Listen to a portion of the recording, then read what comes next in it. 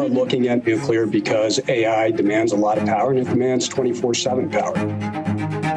The reality is we're going to need reliable power. We don't just need power when the wind is blowing or when the sun is out. Nuclear has saved the day each and every time, and it is also the key for the sustainability movement. We've seen tremendous innovations in the smart grid. It's changed the way that we do parts of our business, how quickly we can respond to customer needs. There are lots of innovations. It's really an exciting time to be in the energy sector.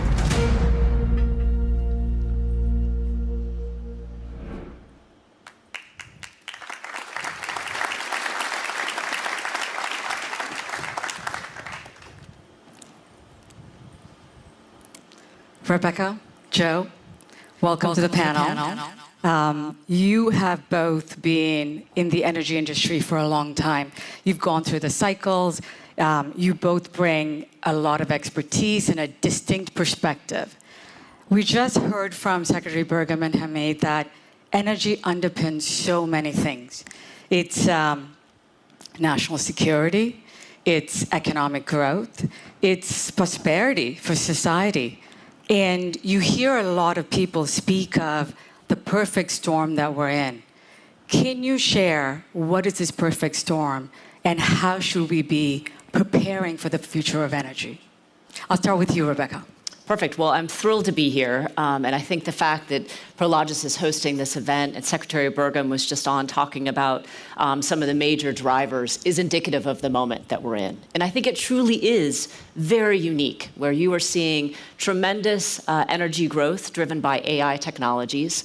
You're seeing a shortage of energy and capacity to meet that need. And you're seeing the innovation coming from AI itself. On the energy sector and developing these technologies that both Secretary Burgum talked about and Hamid just talked about. So it is a remarkably interesting time to be a part of this conversation. And I think it's incredibly challenging. But in the midst of that challenge is when true innovation happens. Companies, industries, the government, private-public partnerships actually happen to solve some of the tough challenges of the day. Great. Joe, to you. Yeah, well, just to repeat some of the same themes, I think, are we getting a lot of feedback there? Or? We hear you well now. Okay, perfect. Well, at the risk of saying the same thing 5 times, given the echo, I agree with Rebecca. We have a huge challenge in front of us, and it's not just the challenge of energy for AI. It's AI, electrification, onshoring, and of course the sustainability issues. So it's an exciting time, probably more exciting than anything we've ever been through before, and certainly going to test us all. Great. Rebecca, you have been quoted as someone who's championed for energy pragmatism. What does that mean? So for a number of years, I think we, and maybe Hamid captured it so well, which is, energy got very politicized. And there's this idea that one energy is perfect and the other is not, or that energy is perfect and the former is not. And I think the reality is we need all forms of energy truly. We need renewables because they are least cost forms of generation in many parts of the United States. We need storage to help get those electrons from the parts of the day where they are in abundance to the parts of the day where they're not in abundance. We absolutely need nuclear energy, not just the existing plants that we have today, but also new nuclear in order to meet some of the baseload challenges that we have in the future. I'm also a believer in natural gas, both the existing plants and potentially new plants, because we have such abundance here in the United States of those molecules, and they can be a critical part of providing that capacity value that I will turn on when you need me to turn on value. But we also need to build infrastructure to support those technologies. Secretary Burgum and Hamid just talked about the fact that building linear infrastructure in the United States is incredibly challenging. And that's in every state in the United States, and that is in all forms of infrastructure. infrastructure. And we need to figure out how we can streamline, reduce the permitting challenges, reduce the ability for special interests to be able to thwart some of this infrastructure that is so critical to the country, to support AI, to support our economic prosperity, to support the geopolitical and strategic initiatives that we have in the United States. We need to be practical and take out some of the politics in this discussion. And that's been the challenge, right? Because you have to make decisions today in order to bring up that capacity, because you can't always turn on everything immediately. To that point, Joe, you've been a proponent of nuclear as baseload. Can you share your thoughts on, are we acting fast enough in terms of nuclear power generation? Yeah, first of all, the calling card is pretty simple. The data economy customers that we're dealing with want to run their systems 24/7. They'd like the ability to have firm pricing so that they know the price for energy for 20 years. That's difficult to do with something like natural gas, where we don't understand yet the underlying price of gas for a 20-year strip. And then in addition to that, we have the risk of sustainability, carbon charges, that sort of thing. So that, that's where nuclear has come in, and also produces an enormous amount of power in a dense area. And of course, the data economy customers are consuming more power than we've ever seen consumed by any single customer by a factor of 10 or more. So we think nuclear is a big part of it. We think that there will be parts of the country where storage and renewables make the most sense. We think there are parts of the country where gas with sequestration will make the most sense. We think both small modular reactors and large reactors will make sense and will be cost competitive in many parts of the country. Some of the things that Secretary Burgum talked about are critically important. The permitting reform, the NRC reform so that we could license the design of reactors more quickly. Those sorts of things that this administration is moving forward at pace are going to be incredibly important. And then we need to see some partnerships come together, some public-private partnerships, because there still is some first-of-a-kind risk for new nuclear that needs to be absorbed. But once we get into the production of new nuclear plants, we think it's going to be more cost competitive than just about anything else. I will tell you the other thing that we're seeing is we're seeing great partnership opportunities with the hyperscalers.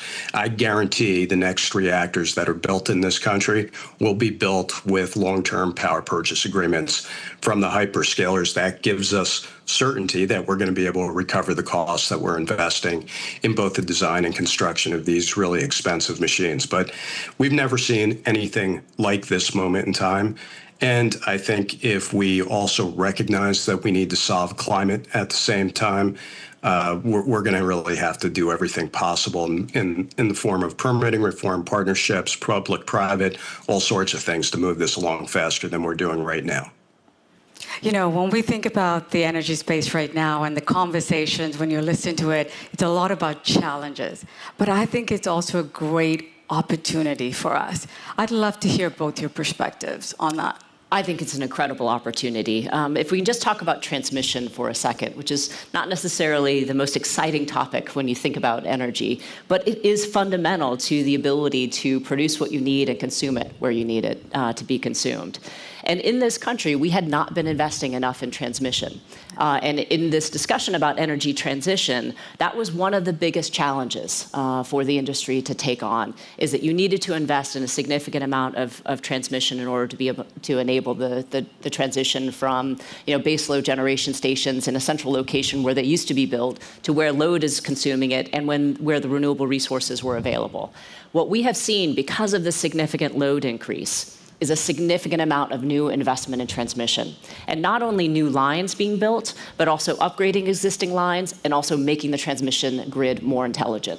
Just last year, across the United States and the major ISOs, the independent system operators, $60 billion of new transmission was authorized. That is greater than the $55 billion that had been authorized in the 4 years combined for the 4 years prior.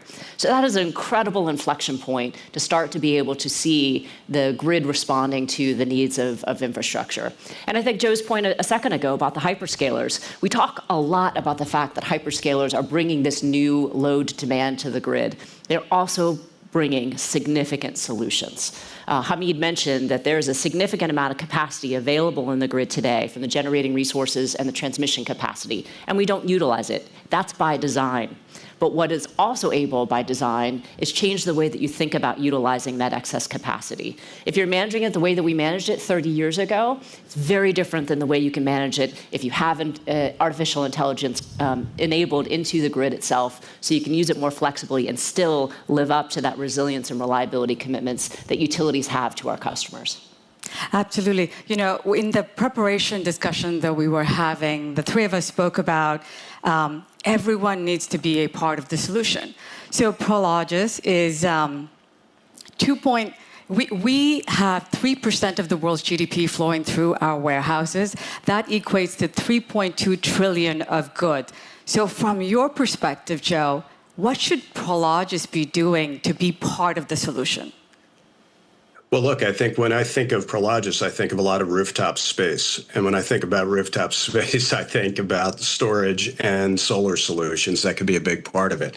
But, you know, the other thing that we were talking about in that prep session is this issue that Rebecca was covering a moment ago. And that's the idea that oftentimes we have more than enough capacity on the system. You know, at least 80% of the time, 50% of the power generation in the country is not operating. It's not needed at that moment in time.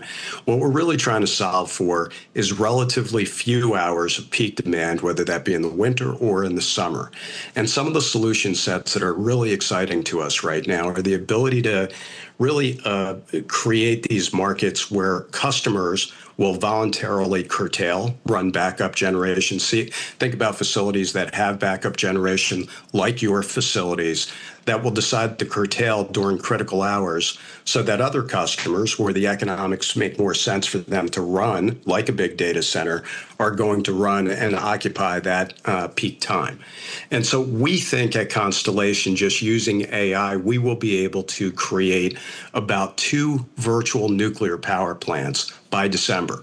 So we often talk about this need to build new nuclear. What's that going to take? 7, 8 years. The commercial agreements that we're going to enter into to create curtailment, or what we call demand response in the business, are things that we could do in a matter of months, 6 months to a year, to get other customers to pull back consumption during these peak hours and allow for more room in the system. I think that over the next 5 or 6 years, that's going to be the story. That's going to be there was a question in the prior panel closed with, what's the story going to be in 35? I think the story in 30 is going to be, we took up a lot of slack that existed in the system by managing peak hours with tools like AI and with voluntary customer curtailment that allowed us to meet the needs of the moment to power this AI economy without interrupting the speed in which we have to get through and conquer that technology.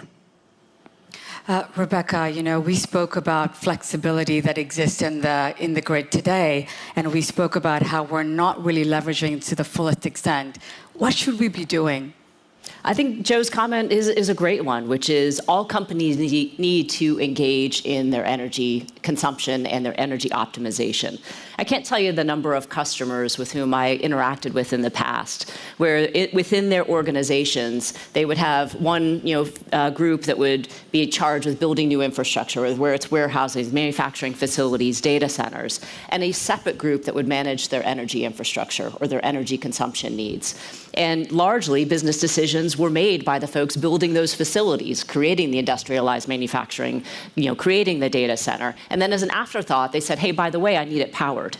And they then called their separate group to manage that. And that integration or separation now needs to see much more integration, where unfortunately, because of these challenges, you may need to locate facilities where you can actually get power, or become more flexible, as Joe highlighted, with your energy consumption so that you can interconnect to the grid much quicker. And I think there's a role to play for all of these facilities where you can not only lower your costs, but provide these grid benefits so that we can all get connected to the grid and fulfill this economic prosperity that we need to fulfill. I'll also echo Secretary Burgum's comments that he made at the end about challenging all of ourselves, all of our businesses, to really understand the full potential of AI. Clearly, from a geopolitical standpoint, it's incredibly important, but for every single business, it's incredibly important. That will also increase your energy needs and your further integration that you're going to need to not just the power sector, but other customers and data providers with whom that you're going to need to connect to run your businesses. Really well said. When we think about what we do, we know that Prologis, that energy is going to be a determinant of many things, and we're solving for that ahead of time. And that's what you need, to both your points, that everyone should be thinking about, every business, legislation, and whatnot. So let's switch tracks a little bit. I'm thinking about utilities. You mentioned, what utilities were facing 30 years ago is not what they're facing today. Are we asking them to do the impossible? It's hard for them to predict the demand. We want affordability, reliability. How should utilities be approaching this equation? I would never start with the fact that we're asking utilities to do the impossible. Everything is possible over time. I truly believe that this is not an insurmountable challenge at all. But I think it is important to reflect on how big of a change this actually is. So if you think about the leadership teams of most utilities here in the United States and really around the world, except for in developing parts, they've faced relatively flat load for a long period of time. And so optimizing in a flat load environment is very different than optimizing for a significant growth environment like we've not seen in decades. Just to put a couple of numbers to it, between now and 2030, we estimate that several hundred gigawatts of new generating capacity resources need to be connected to the grid to meet the demands of AI, manufacturing facilities relocating to the United States, and new industrialized facilities that are incorporating electrification. Several hundred gigawatts. I mean, that is a dramatic change. I can tell you with another conversation I had with the utility recently where they hadn't built a power plant in decades. So I think understanding the context with which this shift happened and how quickly it happened is important. But these challenges are surmountable.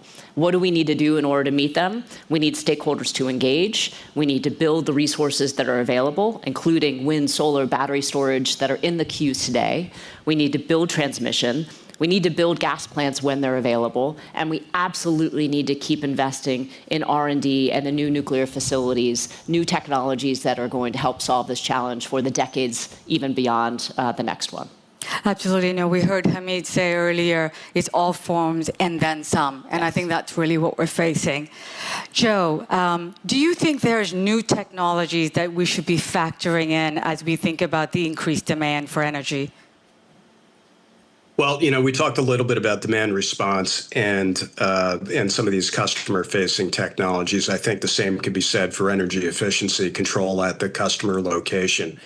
I do believe that we're going to, in the case of nuclear, really reinvent the nuclear reactor. There are a number of different designs that are later generation designs that have this capability to ramp. One of the great things about nuclear is it stays on 24/7. One of the not so great things about nuclear is it doesn't follow the demand over a course of a day or a season.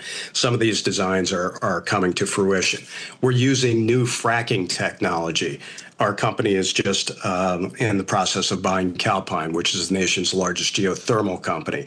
One of the things that we're looking into very carefully is the use of gas fracking technology to create more geothermal capability in the U.S. So, look, I think that's all going on. There's a great deal of excitement around fusion. That always kind of gets tempered a little bit for me because there's always been a lot of excitement around fusion.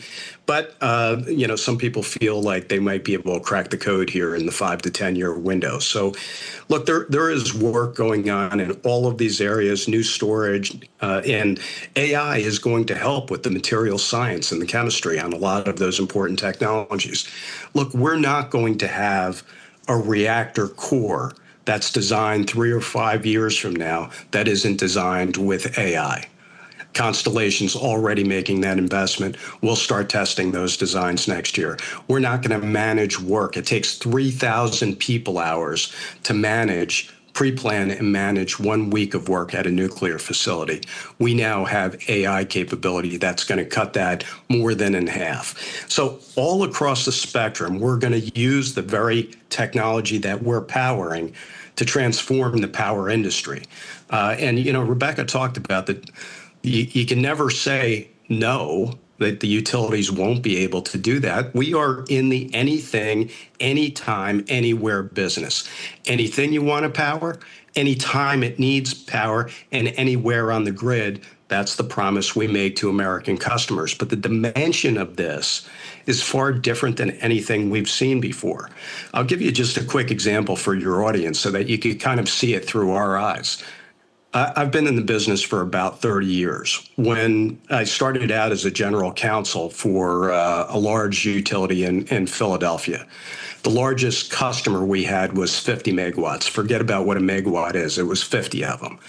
When I was running the grid in Chicago, the largest customer we had were the electric arc steel mills near the border with Indiana. Those were 150 megawatts. When we're talking about things like the Stargate data centers, we're talking about 5,000 megawatts, okay? So Philadelphia today, 6 million people, hundreds of thousands of businesses, governments, all of that don't use that much energy today. And we're talking about putting that in one particular place on a grid that has been designed heretofore to spread power all around. Now we're concentrating it in one place. So the dimension of this, to the point that Rebecca made earlier, needs to be fully understood, because what we are trying to do here isn't just that we're trying to do it with carbon-free technologies and that sort of thing and deal with climate. We're powering a very, very different client. We're not only growing at a pace we haven't grown before, but what we're actually trying to do we've never done before. So these technologies have to be enabled by AI in order to meet the challenge, very much like what Secretary Burgum described in warfare, and the asymmetrical advantages you have by using AI and that kind of compute. Will be able to do the same thing in managing the grid, which is as complicated every second as managing all, the defense against all those drones and all the different things that we talked about. That's what grid operators are doing all of the time, every day. They're doing that with human beings. Soon they will be doing it with human beings that have this wonderful new tool. And that's going to open the door for us to really be able to do this. That's really incredible. So the AI is such a dominant conversation these days. But it's not just AI that we should think about. We should also think about large load. Rebecca, we were just speaking in the back, and you were talking about manufacturing and the ramp-up of it. Let's speak about that. Yeah, if you look at the new manufacturing construction spend in the United States, it was a relatively boring chart for a couple of decades, that on an annualized basis, the United States was roughly investing $40 billion in any given period of time. And about 2 years ago, that started going to the moon, like straight up. I mean, you almost look at the chart and wonder whether or not there was something wrong with the data. And it peaked out at about a $240 billion annualized run rate. So from $40 billion annualized run rate for decades to $240 billion. And we're still sitting at around $220 billion. And I bet we haven't captured some of the big changes driven by some of the administration's activity to further spur manufacturing, build, and redomestication here in the United States. I mean, so that is driving a significant amount of the load that we're seeing here in the US. And I thought Joe's point was a great one, which is it is a very different characterization of what's a large load today than what it used to be. And we need to change the way that we think about energy as a result. I think so much innovation happens because of necessity. It's obviously a great quote that many of us look at. And I think that we're going to be able to meet the moment. Absolutely. We speak of energy in terms of demand outpacing supply. Everybody knows that we need all forms of energy, and the world is really reacting to it. Let's speak about decarbonization. It's maybe a topic that's not discussed so much today. How should we think about that? I personally consider it to be incredibly important. Climate change is very much affecting not just us here in the United States, but communities around the globe.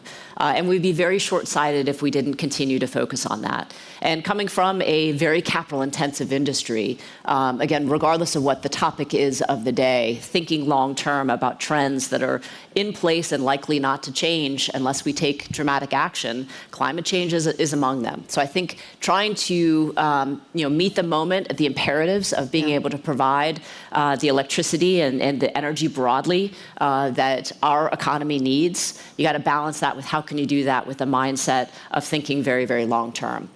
So I think the ability to continue deploying renewable resources in the forms of wind and solar, complemented by battery storage, is important, but it also makes imperative the continued investments in the other technologies that we're talking about. Joe touched on geothermal energy. There's some advances that are really exciting in the ability to use AI to decrease the probability of having an inferior resource relative to what you need and be able to harness that technology. And of course, we've already touched on small modular reactor technology, which is incredibly exciting to solve not just electricity needs, but potentially be able to serve the needs of heat.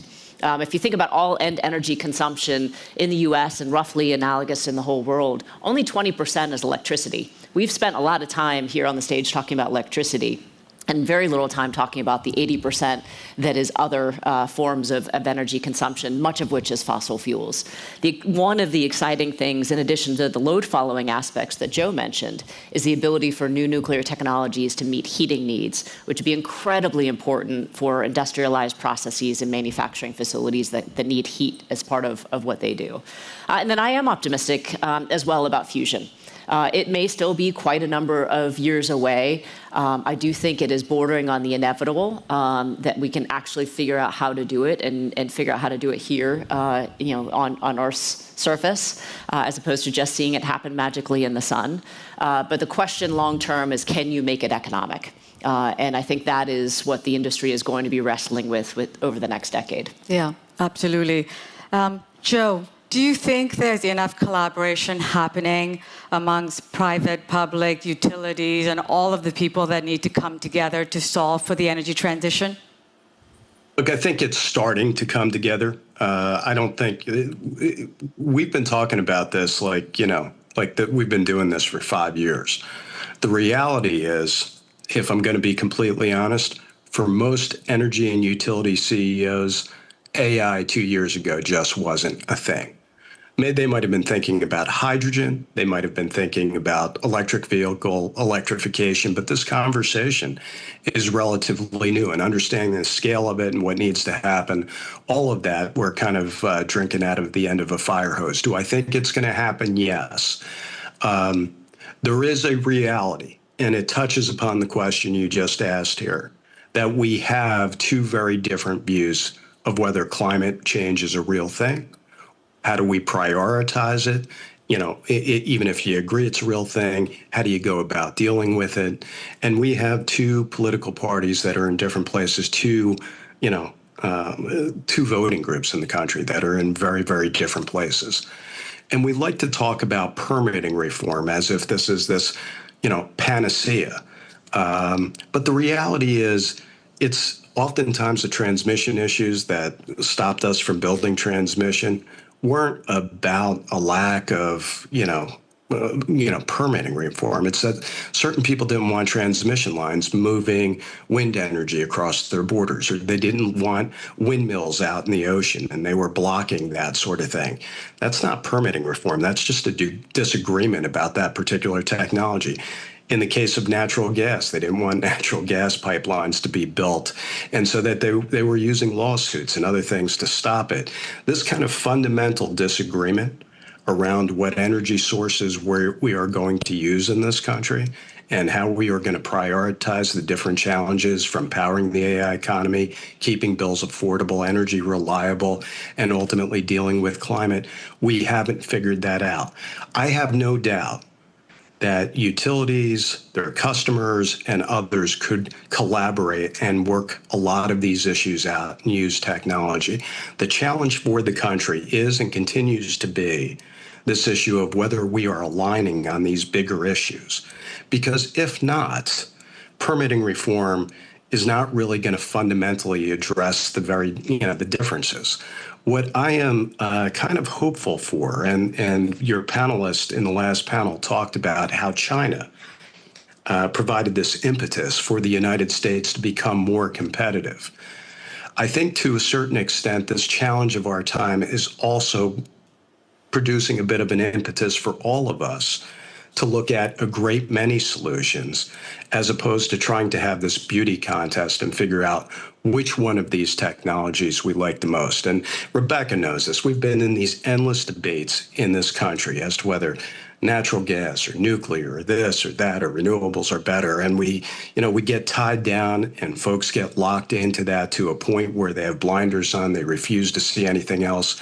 What this moment is creating is a recognition that there is not one single technology that's going to solve all of the different problems. So we might as well try to do our best to innovate around all of them and use them to the fullest extent possible to meet the needs of the moment. That's what excites me.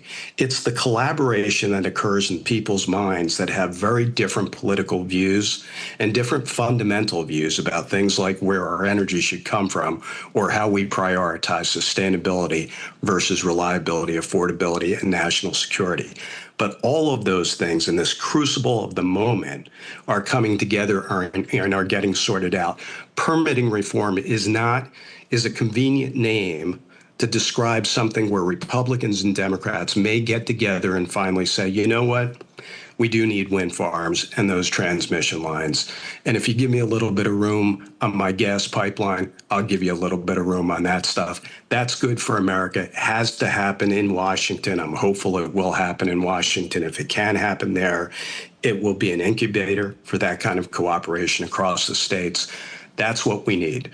The rest of us will cooperate within that environment. But we do need some policy clarity so that we're not in this balkanized condition where every state has a different idea about how to power its economy. That's been a ridiculous problem for the country now for decades, and I'm hopeful that this moment in time will finally drive us through to a conclusion. Yeah, and I'll just pile on one last comment, and this is really tagging something that Joe just mentioned, but also Hamid commented on near the end of the prior session, that we need not just policy clarity, but policy stability. We are investing capital for decades, and knowing that there's stability in the policies that support or not supportive of these investments is incredibly important. Yeah, absolutely. Yeah, and Rebecca, could I just jump in there? And I know you encouraged us to have a little bit, so we'll play a little ping pong on this. You had asked the question to Rebecca, and the premise was that people aren't talking about climate. That's not what I am seeing in these conversations with large customers. When they are saying, I want to power a data center for 25 years, they are thinking about climate. They're thinking about what administrations are going to think about climate over the next 20 plus years, whether or not we're going to have a price on carbon like we do in many jurisdictions in America today, whether we're going to have outright prohibitions on gas pipelines, use of gas or other things. But all of these conversations are occurring. I agree with you that the public conversation has a bit of a lid on it, doesn't it? Because the administration has a view that we should de-emphasize climate in this moment in time. They might be right. But the fact of the matter is we are making capital decisions that span decades. And we need to understand policy across those decades. And so, of course, we're having a conversation about carbon externalities and global warming, because it's going to impact the profitability, the operational capability of these assets going forward. That's why we are all tilting back to saying, look, we still want to solve sustainability. We still want to have that in our mindset. So even when we're thinking of natural gas, we're thinking about companion technologies that allow us to take the emissions from the tailpipe and sequester them underground, because that provides the longevity for that capital investment, which is measured in billions of dollars, which is still a lot of dough in our neighborhoods. Absolutely. You know what? It all comes down to common sense, right? There's demand, you have to have supply, and you have to figure out the most sustainable way of maintaining that supply. So thank you both for your incredible insights. Maybe as we wrap up, 2035, what does the energy future look like? Rebecca? I'm incredibly optimistic. One of my favorite quotes from Mary Shelley was that innovation comes not out of the void, but out of chaos. Meaning it's not the clean white space where everything's pretty and easy and these great innovations happen, but it is in the midst of incredible challenge, dynamic change, the exact environment in which we find ourselves today. Climate Week last week, you and I both attended. Yeah. It was one of the best climate weeks in terms of attendance and number of events ever. And I think, to me, one of the things that was most exciting was seeing how companies were really getting pragmatic, were thinking about economics, and were thinking about the long-term solutions to these incredible challenges. It was also a great sign to see major technology companies fully engaged, not just trying to decarbonize their systems and processes, but trying to be a part of the solution. And I am seeing remarkable investment in R&D in some really innovative technologies that can help solve these challenges. I think we may look back from 2035's vantage point and say this was the moment of catalytic change where we really started to make a difference, not just in AI, not just in important geopolitical conversations, but on energy specifically. That's a great note to end the session on. I think it's a moment of time that we will all remember for decades to come. Thank you. Thank you.